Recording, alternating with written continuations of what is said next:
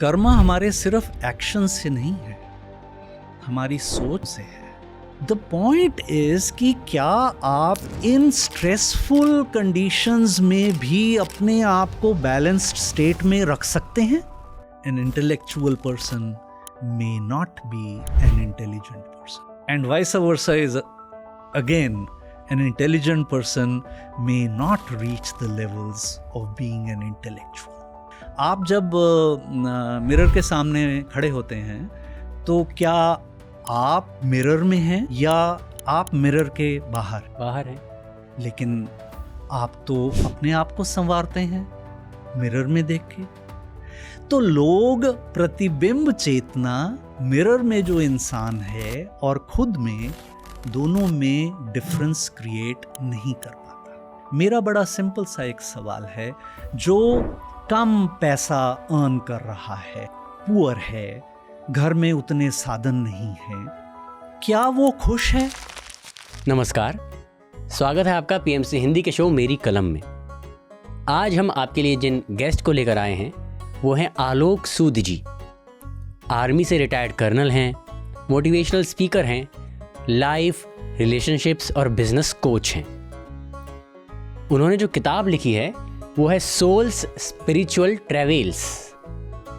इस किताब में उन्होंने जो भी स्पिरिचुअलिटी के बेसिक्स हैं, बिल्डिंग ब्लॉक्स हैं, उनको बहुत सिंप्लीफाई करके समझाया है और काफ़ी डेप्थ में समझाया है। तो अगर आप एक बिगिनर सीकर हैं या फिर आप ऑलरेडी स्पिरिचुअलिटी में हैं और एडवांस्ड हैं, दोनों ही पॉइंट ऑफ व्यू से आपको ये किताब बहुत अच्छी लगेगी और उससे भी ज़्यादा अच्छा लगेगा आज का कॉन्वर्जेशन।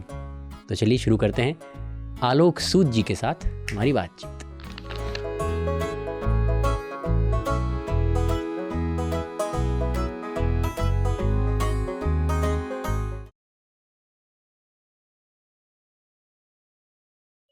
शुरू करें। बहुत बहुत स्वागत है सर। नमस्कार। नमस्कार रमन, कैसे हैं? All well sir. आपने किताब लिखी है सोल्स स्पिरिचुअल ट्रैवल्स। इस किताब के नाम काफ़ी क्लीशे है कि इस बुक का नाम ये क्यों रखा, बट इस नाम को थोड़ा डीकंस्ट्रक्ट करते हैं।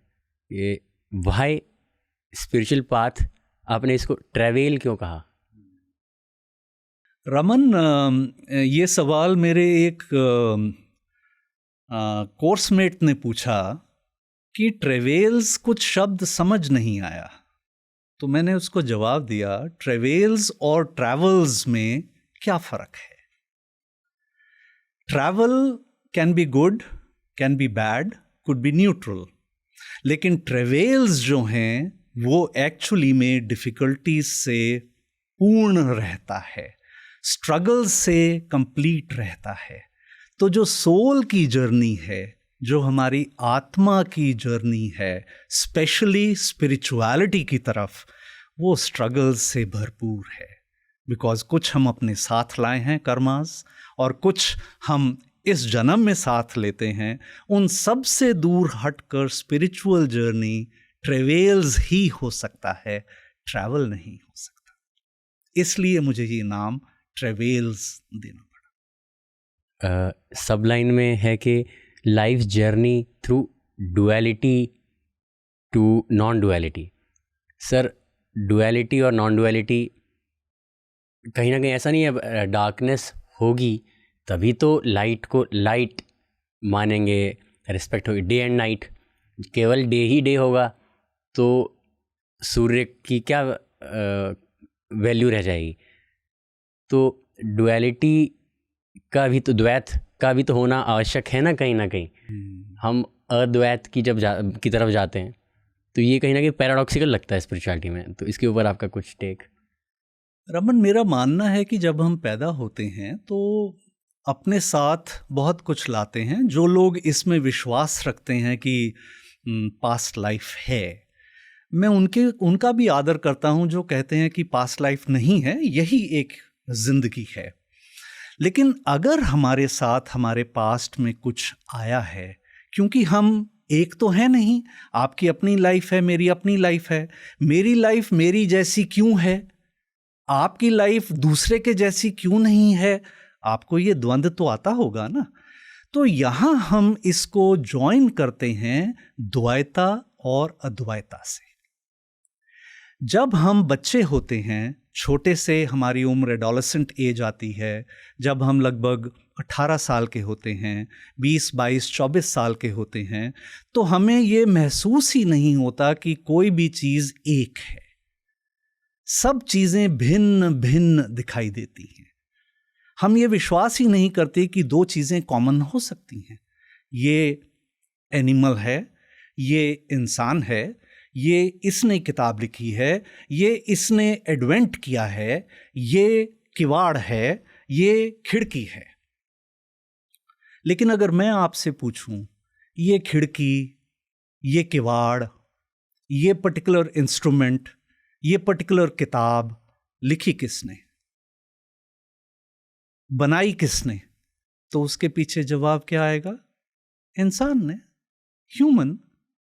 इसका मतलब है कि जो भी चीज क्रिएटेड है उसमें एक कॉमन फैक्टर है, और वो कॉमन फैक्टर है ह्यूमन का।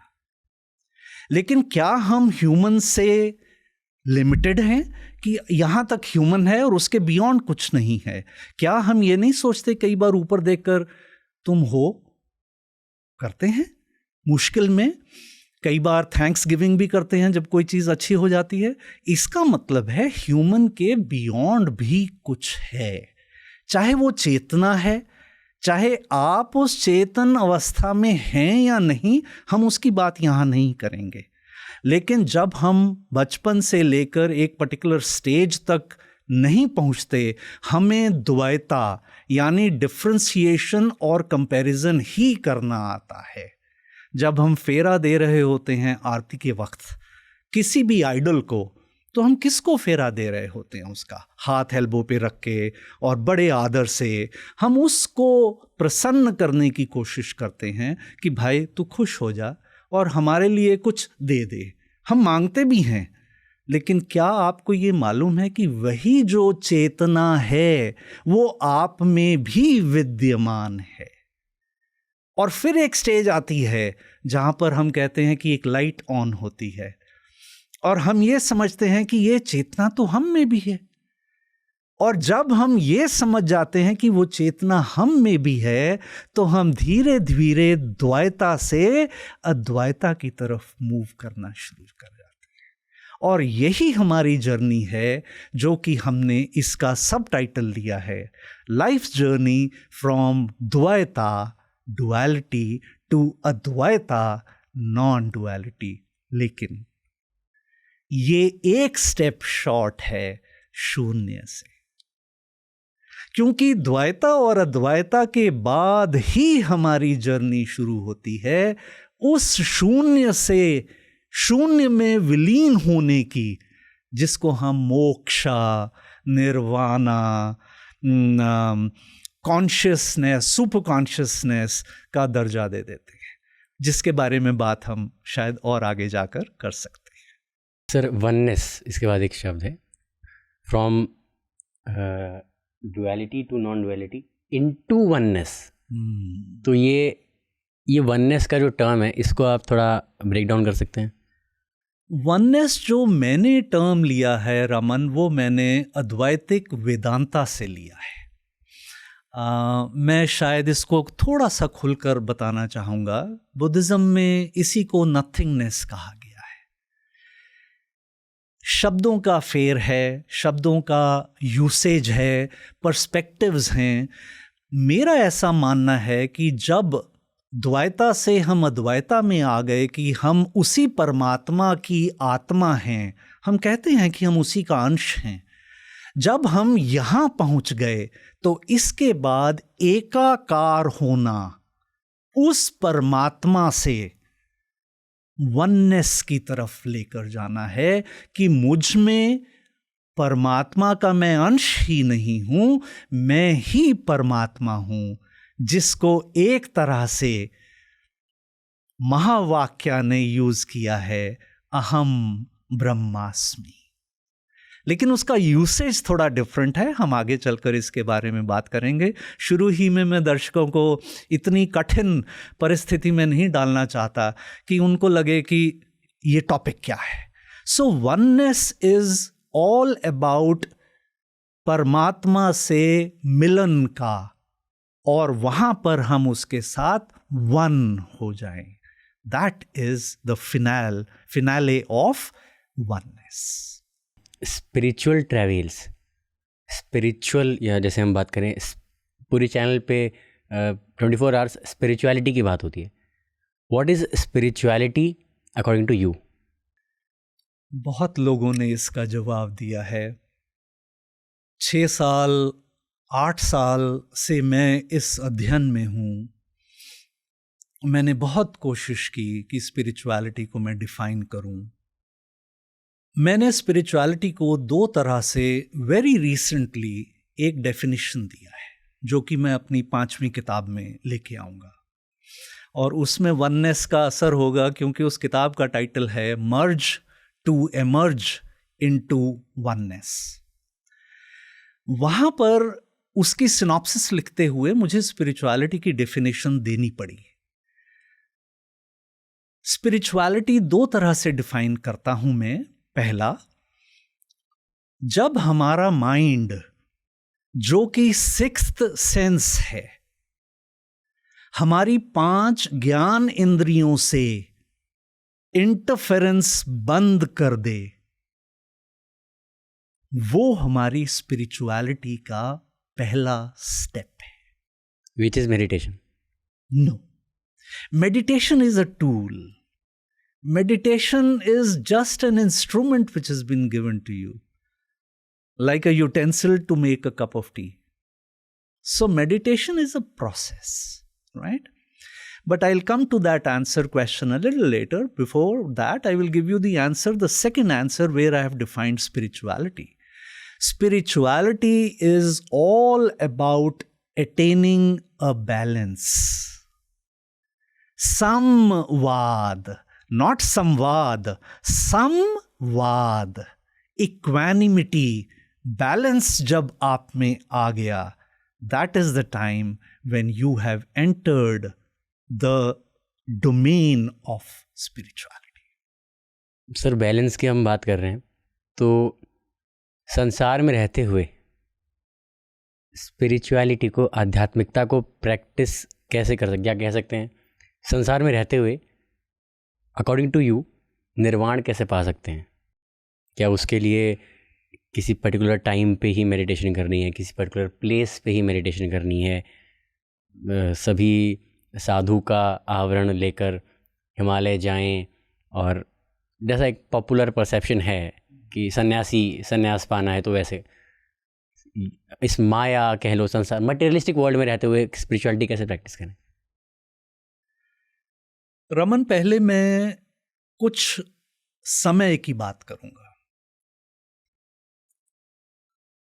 हमारी फ्रीक्वेंसीज दिन के किस समय में सबसे बेस्ट होती हैं, शायद बहुत लोगों को इसके बारे में पता नहीं है. हमने भोर के समय की बात की कि भोर का समय होता है, गोधूली का समय होता है. एक समय होता है जिसको हम और 48 मिनट और 48 मिनट, 2 पहर, टोटल 24 घंटे 30 पहर में डिवाइडेड हैं, 48 minute every period. So 48 into 30 will be about 1440, and 1440 divided by 60 will come to 24. Sunrise के 96 मिनट्स पहले का जो समय है, वो हमारा सबसे बेस्ट समय है, जहां पर हमारी ब्रेन और माइंड के तरंगे जो हैं वो एट देयर कामेस्ट बेस्ट होती हैं. अगर हम उस पीरियड को पकड़ सकते हैं 48 मिनट के लिए, तो वो एक ऐसा समय है जहां पर हम मेडिटेटिव स्टेट में आसानी से जा सकते हैं. अब आप मेरे से शायद ये पूछें कि ये मेडिटेटिव स्टेट क्या है. जब हमारी उथल पुथल, टर्बुलेंस, माइंड के तरंगों की, किस वजह से? थॉट से. बिकॉज थॉट्स ही हमारी ऊर्जा हैं। अगर हम उन पर काबू पा सकते हैं और अपने माइंड को बैलेंस्ड स्टेट में ला सकते हैं, that is the time which is the best in a day to start your practices.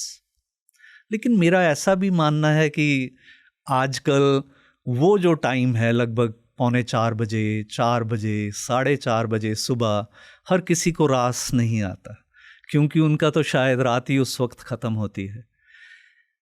दूसरा समय, जैसे आपने कहा, डे टू डे हम स्पिरिचुअलिटी कैसे फॉलो कर सकते हैं। 3 चीजों का सेवन बहुत जरूरी है। पहला, पानी। अगर आपका बॉडी वेट लगभग 70 किलो है तो आपको लगभग 3 kg पानी दिन में कंज्यूम करना चाहिए। और जब मैं 3 kg पानी बोलता हूं, 3 लीटर पानी, वो पानी है, न कि तरल पदार्थ। ऐसा नहीं कि रंग बिरंगे कलर्स हों, जूसेस हों, चाय हो, दूध हो और आप बोलो मैंने तो पी लिया। No, it is water. Number 2, जो आप खाते हैं, मेरे हिसाब से जो एक्सपीरियंसेस मैंने लर्न किए हैं, बिकॉज मैं भी 2013 तक डाई हार्ड नॉन वेजिटेरियन था, लेकिन और मैं हर वो चीज जो हिलती थी उसको खाने की क्षमता रखता था। लेकिन 2013 5 नवंबर दीपावली मैंने नॉन वेजिटेरियन डाइट को अपने से दूर कर दिया। तो जो हम खाते हैं, मेरे एक्सपीरियंस के अनुसार, मुझे बिल्कुल बुरा नहीं है कि जो नॉन वेजिटेरियन है, इट्स परफेक्टली ओके। लेकिन अगर हम स्पिरिचुअलिटी की बात करें, उस बैलेंस को अटेन करने की बात करें, वहां पर वो खाएं जो कम से कम पका हुआ है, यानी मैक्सिमम से मैक्सिमम कच्चा है, नेचुरल है। अंगूरी हुई दाल पकाने की कोई जरूरत नहीं है। मैं कुछ छोटे छोटे एग्जाम्पल्स हैं। फ्रूट्स, प्रोटीन्स खाएं, दालें खाएं, सब्जियां खाएं। सब्जियों को इतना मत वो कर दें जितना उसमें तेल सब कुछ लगा लगा के हम उसको कर लेते हैं। कीप इट सॉटीड, हल्का उसको फ्राई अप कर लें। सो उस तरह से खाना जो हमारे शरीर में जाता है वो बहुत जरूरी है स्पिरिचुअलिटी की वॉक के लिए। तीसरी जो चीज जिसका सेवन हमें करना है वो है हमारी सोच का। मेरा आपसे सवाल है, हम अमूमन दिन में कितने % टाइम्स पॉजिटिव रहते हैं और कितने % टाइम नेगेटिव थॉट्स लेते हैं? Most of the time negative ही होता है। आई एम ग्रेटफुल कि आपने इस चीज को एक्सेप्ट किया। पहली बात तो सब लोग इस चीज को एक्सेप्ट ही नहीं करते कि हम नेगेटिव सोचते हैं। और जो लोग नेगेटिव सोचते हैं, मैं आज इस चीज का इस माध्यम के थ्रू सबको बताना चाहता हूं कि हमारे में होता क्या है जब हम नेगेटिव सोचते हैं। क्योंकि ये तीसरी चीज है जिसका मैंने बोला सेवन करना चाहिए स्पिरिचुअलिटी के लिए। मैं इसको थोड़ा सा खोलकर बताना चाहूंगा। मान लीजिए टेबल पर पकवान लगे हैं जो कि आपको बहुत पसंद है, तो आपके साथ क्या होता है? You feel good. क्या आपको अच्छा लगता है? क्या आपकी जुबान में थोड़ा सा पानी बहना शुरू होता है? ऑफ कोर्स, मेरे अभी भी आ रहा है। नाउ ये जो चीज है हमारी ब्रेन में, लिम्बिक ब्रेन में एक एमिग्डाले है जो कि जूसेस को सिक्रीट करता है। तो जब तो हम पॉजिटिव हैं तब तो वो जूसेस हैं, वो हमारे शरीर में अच्छी वाइब्रेशंस पैदा करता है।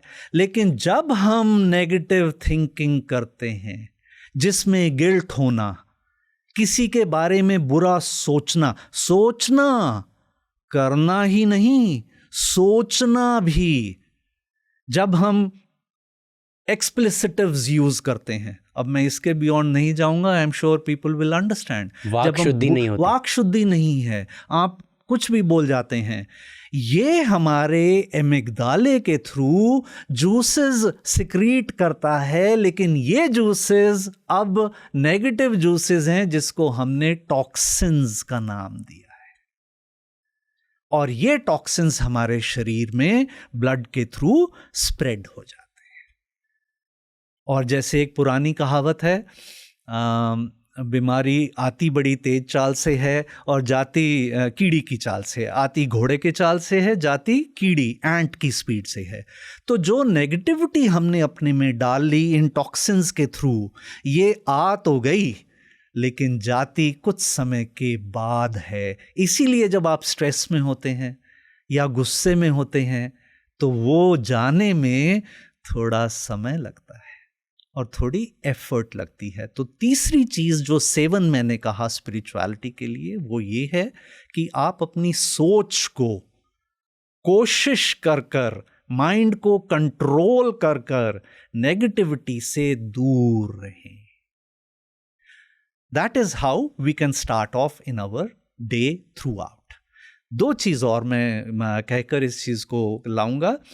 हम लोग जनरली कहते हैं कि हमारे यहाँ न्यूरॉन्स होते हैं फ्रंट लोब में। जब आप हग करते हैं या माथा अपना किसी चीज से लगाते हैं, क्यों आप अपना माथा टेकते हैं जमीन पे? जब आप सजदे में जाते हैं, आप कनेक्ट होते हैं ग्राउंड से, अर्थ एलिमेंट से। तो जब आप ग्रैटिट्यूड में होते हैं, जब किसी भी चीज के लिए विनम्र उसको स्वीकारते हैं और उसके लिए आभार प्रकट करते हैं, तो आप में पॉजिटिव वाइब्रेशंस की मूवमेंट होती है। Lastly, stay positive through and through by being only an observer.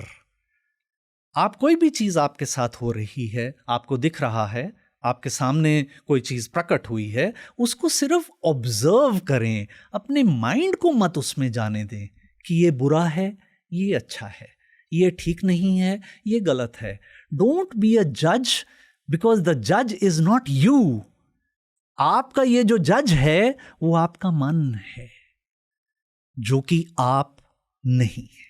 तो अगर ये 5 चीजें आप दिन भर में भी फॉलो कर लें, I am 100% sure that you will start walking into a state of balance, which is the first step towards spirituality.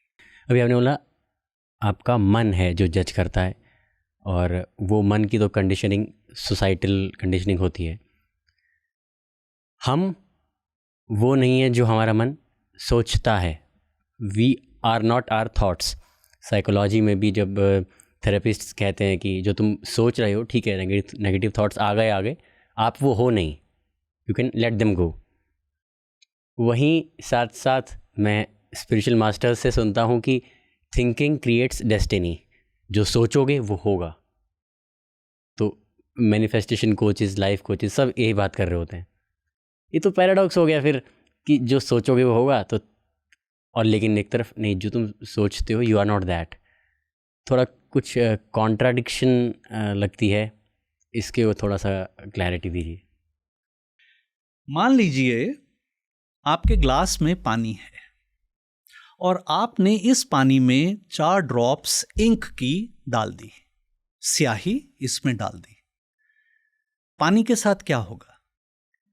Contaminate हो जाएगा, नीला हो जाएगा, या जो स्याही का रंग है वो इसमें चला जाएगा। अब मैं आपसे कहूं कि मुझे ये स्याही का रंग इस ग्लास में नहीं चाहिए, इस पानी में नहीं चाहिए, तो आप क्या करेंगे रमन?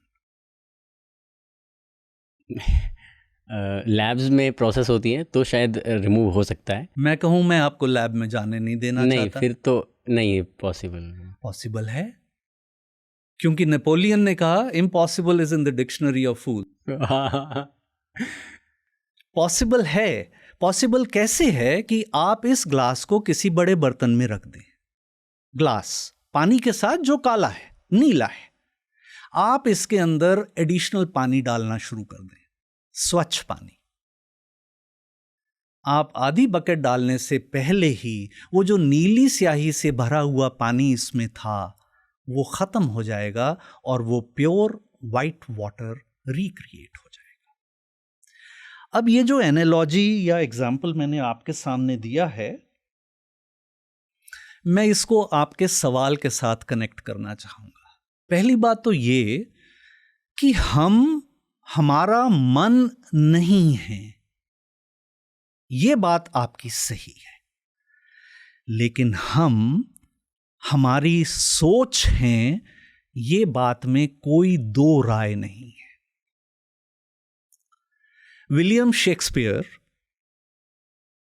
शायद आपकी बैकग्राउंड से कहीं आप उनके साथ मेल खाते होंगे जी, राइट। रंगमंच। उन्होंने कहा थॉट्स मेक द मैन, यानी आप वो हैं जो आपकी सोच है।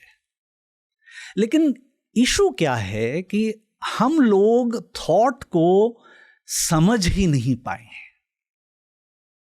तो आज मेरी आपसे, शायद इसमें थोड़ा सा समय लगे, मुझे पूरा विश्वास है कि हम सब्र रखेंगे, और मैं दर्शकों से भी ये चीज कहना चाहूंगा, हमारी सोच हमारी ऊर्जा है, हमारे में जो एनर्जी है। और जो लोग समझते हैं, जिनकी ऑरिक एनर्जी की मैं बात करता हूं, या जो रेडिएंट एनर्जी की बात करता हूं, या जो मेरे में से आभा निकल रही है, वो आभा हमारी सोच से मेजरली आती है। खाना पीना वो अलग चीजें हैं, but majorly it comes from the thoughts. अब थॉट्स को जो हमने समझा नहीं है, हम उसको कोशिश करेंगे समझने की, बिकॉज थॉट्स हमारा बेसिक इंग्रेडिएंट है। और जो मैं आपसे शेयर करूंगा रमन, ये आपको गूगल में नहीं मिलेगा। थॉट्स के पीछे दो बदमाश, मैंने उनको बदमाश का नाम दिया। पहला बदमाश थॉट का रीजन, जिसको हम इंटेंट कहते हैं, रीजन या कारण सोच का। और दूसरा बदमाश इमोशन, यानी उसके साथ जुड़ी हुई कोई रस, कोई ऐसी चीज जो हमारे को एक इमोशनल प्ले की तरफ लेके जाती है। अब ये जो दो चीजें हैं, इंटेंट और इमोशन, ये थॉट बीज का पहला दो कारण हैं जिसको हमको पकड़ना जरूरी है। मेरा आपसे सवाल और सभी से, क्या हमारे हर सोच की जो कारण है वो प्योर होती है, या हमें लगता है कि वो इम्प्योर भी होती है? Not all the time, her bar pure नहीं होता। मैं कॉरपोरेट हाउस में हूँ, लोग ओबीटी अटेंड करने के लिए आए, आउटबाउंड ट्रेनिंग। 60% लोग खाना खाने के लिए आए हैं या ओबीटी को एंजॉय करने के लिए आए हैं। 30% लोग अपनी नॉलेज को, अपनी एनर्जी को दिखाने आए हैं। 10% लोग हैं जो सोचकर आते हैं कि यार शायद मुझे कुछ सोचने को मिले, या मुझे समझने को मिले, मेरे को कोई अच्छी चीज मुझ तक पहुंचे। तो वो जो कारण है, हमको उस कारण को प्योर रखना जरूरी है। जैसे ही वहां इम्प्योरिटी आई, तो आपके एमिग्डाले ने क्या रिलीज कर दिया? टॉक्सिन। क्या बोल रहा है ये? मैं कॉमन मैन की तरह, मैंने भी कई कोर्सेज शुरू में अटेंड किए, एंड आई यूज्ड टू से, ये बंदा क्या बोल रहा है, what is this instructor trying to tell me? तो उसमें मी आ गया मेरा बीच में, तो मेरा जो कारण था वो डाउन प्ले हो गया। Now I will come to emotion. जब हम इमोशन पॉजिटिव से किसी चीज को लेते हैं, तो हम तक वो लगती है, पहुंचती है, रियलाइजेशन देती है। और जब इमोशन इम्प्योर होता है, छोड़ना, I am not up to it, this doesn't sound good, तो हमारी इमोशन इम्प्योर होती है। Now I will come to the part which you started, feelings. अगर हम उस इमोशन पर 90 सेकंड से ज्यादा फोकस कर लेंगे, तो वो इमोशन कन्वर्ट हो जाएगी फीलिंग में, और वही फीलिंग कन्वर्ट हो जाएगी मूड में, और वही मूड कन्वर्ट होगा बिहेवियर में, वही बिहेवियर हैबिट में, वही हैबिट कैरेक्टर में, वही कैरेक्टर डेस्टिनी में। And here's how thinking creates destiny. And this is how, लेकिन इसमें 2 स्टेप्स मैं ऐड करूंगा। जो हमारी थॉट है उससे हमारी विजुअलाइजेशन और शब्द, बॉडी लैंग्वेज और एक्शन भी कनेक्टेड हैं। मुझे कोई चीज पसंद नहीं तो मेरे माथे पे क्या होगा?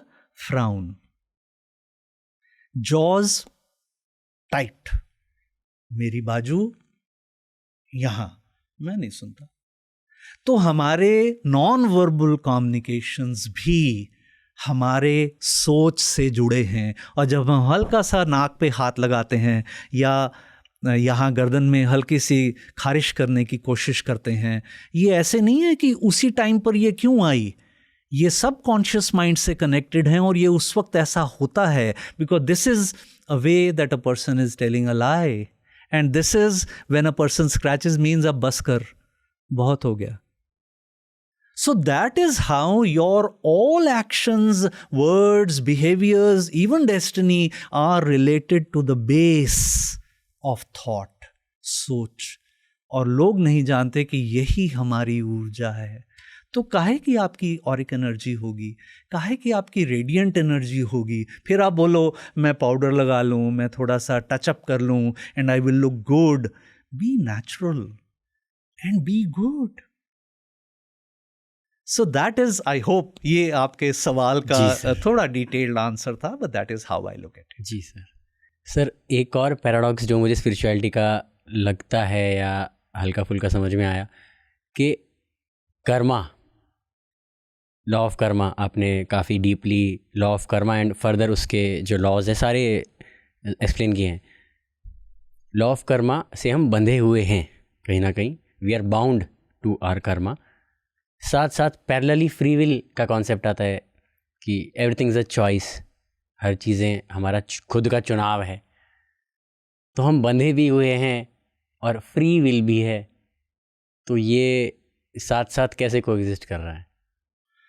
सबसे पहले मैं सबको ये शेयर करना चाहूँगा कि जो ये कहते हैं कि कर्मा सिर्फ हमारे एक्शन में है, उनको इस पर एक बार और विचार करना पड़ेगा।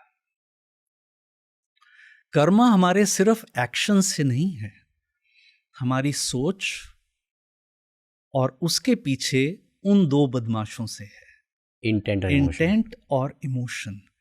आपने अगर नेगेटिव इंटेंट और नेगेटिव इमोशन से सोच जनरेट कर दी तो आपने कर्मा क्रिएट कर दिया।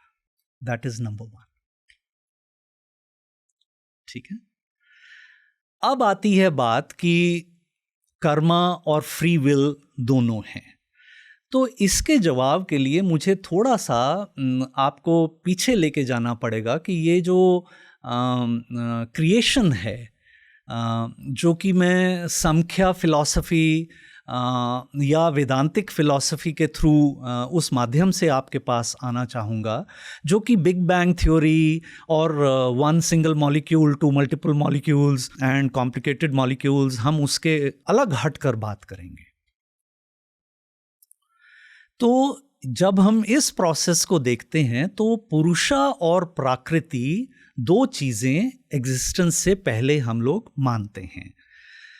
पुरुषा को हम सिर्फ एक ही तरीके से जाने, a polarity which is huge, which is consciousness and which is ever present and present everywhere. हर जगह वो विद्यमान है हमारे चारों तरफ। प्रकृति जो है उसके हम 3 फॉर्म कहते हैं। पहला फॉर्म है अनमैनिफेस्टेड प्रकृति, यानी nature which is not been manifested. अब आप कहोगे कि क्या ये एग्जिस्ट करता है? हाँ, हम उस पोलैरिटी को, वो डायनेमिक पोलैरिटी है जिसने पुरुषा के साथ मर्ज होना है, राइट? अब हम आएंगे प्रकृति में, जिसमें 2 सब पार्ट्स और हैं। एक है अशुद्ध प्रकृति और दूसरी है शुद्ध प्रकृति, राइट? Mula and अमूला। हमें ये जानना सबको जरूरी है कि कोई भी चीज अगर एग्जिस्टेंस में आ गई तो उसमें तीनों गुणाज विद्यमान होंगे, सत्वा, रजो एंड तम। बिना इन तीन गुणाज के कोई भी चीज पैदा या एग्जिस्ट नहीं हो सकती। मूल प्रकृति में, जो कि शुद्ध प्रकृति है, उसमें ये तीनों गुणाज बैलेंस में है, परफेक्ट बैलेंस में। लेकिन जो तीसरी नेचर है, प्रकृति है, विच इज अमूला, विच इज अशुद्धा, is the one where the three gunas are in a state of imbalance. तो जब पुरुषा और प्रकृति आपस में मिलते हैं तो तीन प्रोजनीज, तीन प्रोडक्ट दिए जाते हैं। पहला प्रोडक्ट, मैं अब सीक्वेंस में बात कर रहा हूं, वो है इंटेलेक्ट, जिसको हम महत कहेंगे। हम उसको इस वक्त विजडम या बुद्धि नहीं कहेंगे, हम उसको महत कहेंगे। और महत क्या होता है?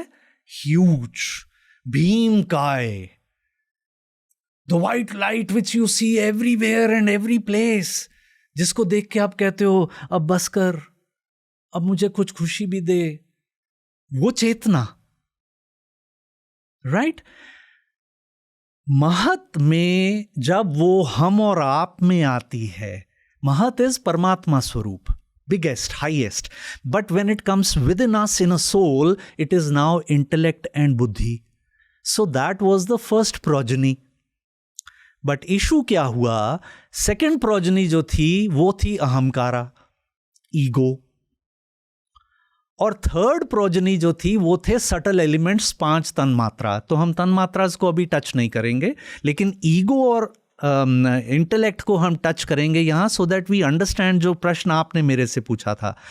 ईगो सेकंड प्रोड्यूस है, लेकिन हम ईगो को इंटेलेक्ट के ऊपर ले गए।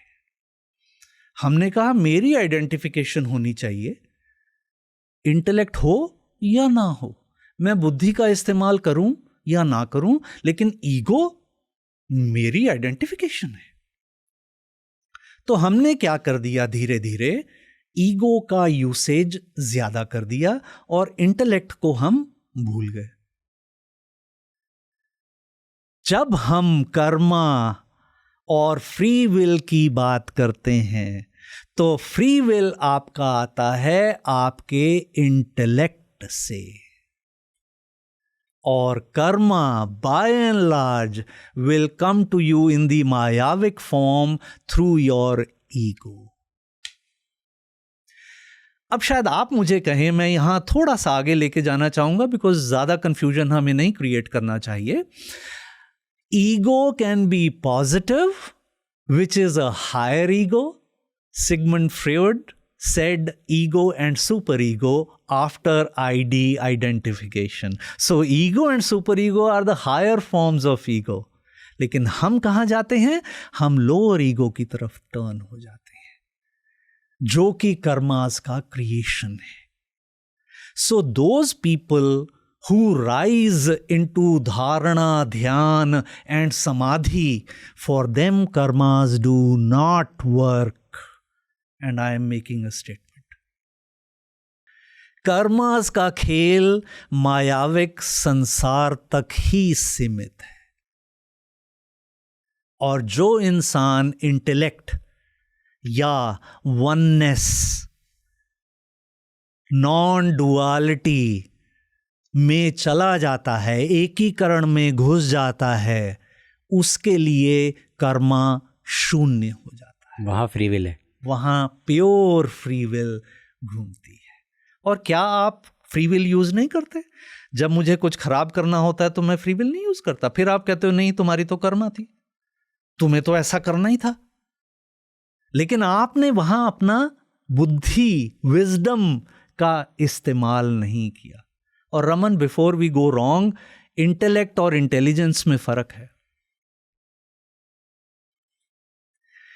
इंटेलिजेंस मुझे चाहिए बिकॉज मुझे इस दुनिया में रहना है। इंटेलेक्ट मेरे में है तो शायद मैं इस दुनिया के लिए बना नहीं हूं, बिकॉज इंटेलेक्ट में इमोशन का रोल ऑलमोस्ट शून्य है। तभी आप देखेंगे प्रोफाउंडली जो इंटेलेक्चुअल है उसको दीन दुनिया से कुछ नहीं है। वो अपना लिखेगा, उसकी अपनी थियोलॉजी होगी, वो अपने तरीके से चलेगा। लेकिन जो इंटेलिजेंट आदमी होगा उसको मालूम होगा मुझे यहाँ ऐसे करना है और मुझे यहाँ ऐसे नहीं करना है। सो प्लीज इंटेलेक्ट और इंटेलिजेंस में फर्क लेके चलिएगा। तो इसलिए मैंने इस चीज को कर्मा और फ्री विल के साथ कनेक्ट किया है, ताकि कहाँ पर क्या इस्तेमाल आप कर सकते हैं, लेकिन अपनी इंटेलेक्ट के थ्रू, बुद्धि और विजडम के थ्रू। तो क्या आप, क्योंकि इंटेलेक्चुअल आपने बोला, क्या ऐसा कह सकते हैं कि अ पर्सन जिसमें इंटेलेक्ट हो वो फीलिंग्स और इमोशंस के बियॉन्ड फैक्ट्स के बेसिस पे ही बात करता है? Fantastic, very well brought out. And I can add there, an intellectual person may not be an intelligent person. And vice versa is again, an intelligent person may not reach the levels of being an intellectual. अभी sir genesis की बात कर रहे थे हम कि संसार, ये क्रिएशन, सृष्टि जैसे बनी, तो पुरुष प्रकृति, तो पर्पस क्या है इस सृष्टि के सृजन का? इस क्रिएशन का पर्पस है क्या? क्योंकि अगर इतना ग्रीफ है, पीड़ा है, दुख है, क्योंकि हम जिन विषयों, जिन terms, spiritual high level terms की हम बात करते हैं, एक फ्रेंड मिला मुझे, उसने बोला ये सारी बातें ना, भरा पेट है, एसी रूम्स हैं, लग्जूरियस, तब तुम्हारी नीड्स, नेसेसिटीज सब पूरी हो रही हैं, तब ये बातें करनी अच्छी लगती हैं। जो डिप्राइव्ड क्लास है उनके पास ये सब का समय नहीं है। तो मेरी उनमें से भी एक बार एक डिप्राइव्ड क्लास के एक लेबर ब्रदर से बात हो रही थी। वो भी ऐसा सोचते हैं कि जो भी है जीवन की आपदापी, उद्देश्य क्या है, पर्पस क्या है, क्यों ही कर रहे हैं, अंत में तो मर ही जाना है। तो इस क्रिएशन का ही पर्पस क्या है अल्टीमेटली? काफ़ी एग्जिस्टेंशियलिस्ट टाइप क्वेश्चन है।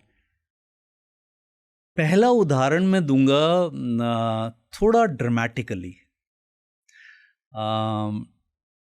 पुरुषा is not the male, purusha is a male polarity, and prakriti is not a female, it is a minus polarity, just to show कि polarities plus और minus होती है।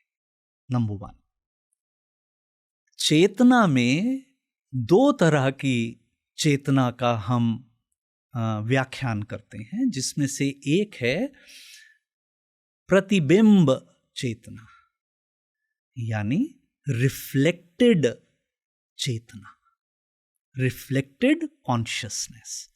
आप जब मिरर के सामने खड़े होते हैं तो क्या आप मिरर में हैं या आप मिरर के बाहर हैं? बाहर हैं। लेकिन आप तो अपने आप को संवारते हैं मिरर में देख के।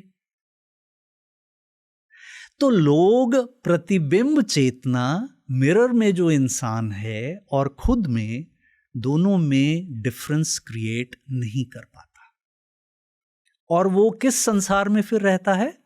भ्रमित संसार में। मेरा बड़ा सिंपल सा एक सवाल है, जो कम पैसा अर्न कर रहा है, पुअर है, घर में उतने साधन नहीं हैं, क्या वो खुश है? 90% पीपल शायद इसका जवाब देंगे, कैसे हो सकता है, आप तो खुश लग रहे हो, हम कैसे खुश होंगे?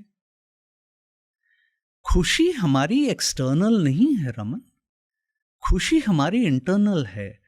किसी ने बहुत खूब कहा है, अ रिच मैन वो रिच नहीं है जिसके पास खूब संपत्ति है, एसेट है, फॉलोइंग है।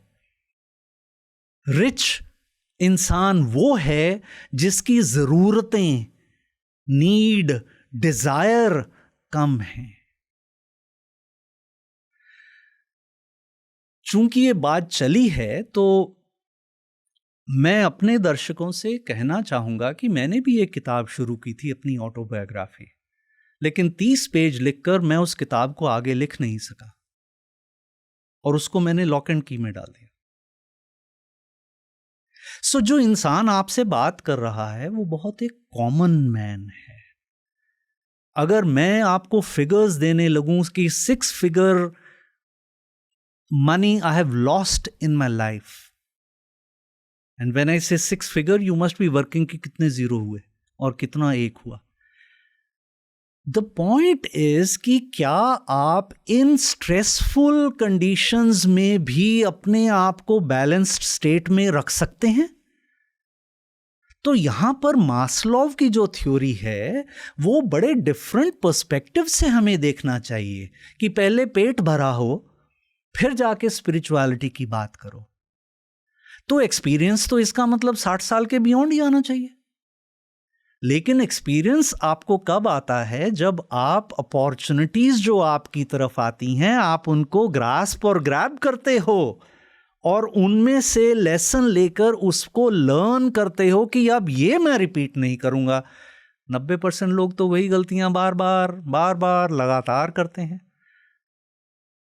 तो हमको ये समझना जरूरी है कि एक कॉमन मैन चाहे किसी भी वर्ग का हो उसको क्या एम करना चाहिए? जो मैंने स्पिरिचुअलिटी पे वर्ड यूज किया था, बैलेंस। और बैलेंस और खुशी हमसे बाहर नहीं मिलेगी, कभी नहीं मिलेगी, अंदर ही मिलेगी। आपके नजर मेरी और रमन की दोनों की है, लेकिन रमन और आलोक का नजरिया अलग है। हमको वो चीज को समझना जरूरी है टू अंडरस्टैंड दैट कोई भी इंसान, कॉमन से कॉमन मैन, स्पिरिचुअलिटी को normal day to day routine में फॉलो कर कर डी स्ट्रेस्ड रह सकता है। That is what we have to understand. तो ये था इस एपिसोड का पहला भाग। आगे आलोक जी के साथ हमने क्या बात की वो जानने के लिए देखिए दूसरा भाग। और अगर आप ये एपिसोड टेलीविजन पे देख रहे हैं तो पीएमसी हिंदी को यूट्यूब पे भी सब्सक्राइब कीजिए, और अगर यूट्यूब पे देख रहे हैं तो दूसरे सोशल मीडिया हैंडल्स पे, प्लेटफॉर्म्स पे पीएमसी हिंदी को सब्सक्राइब कीजिए, फॉलो कीजिए। आपके लिए तो ये फ्री है, लेकिन इससे हमारी बहुत मदद हो जाएगी। देखते रहिए पीएमसी हिंदी।